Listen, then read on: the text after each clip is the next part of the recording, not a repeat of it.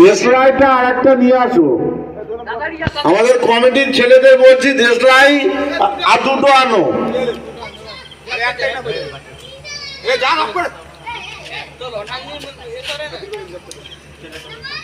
আস্তে আস্তে ধরাও, দেখা যাক তুমি কি করতে পারো।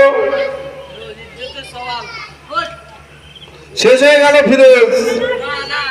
কটা হয়েছে? ছটা। ছটা হলো? সাতটা, আটটা।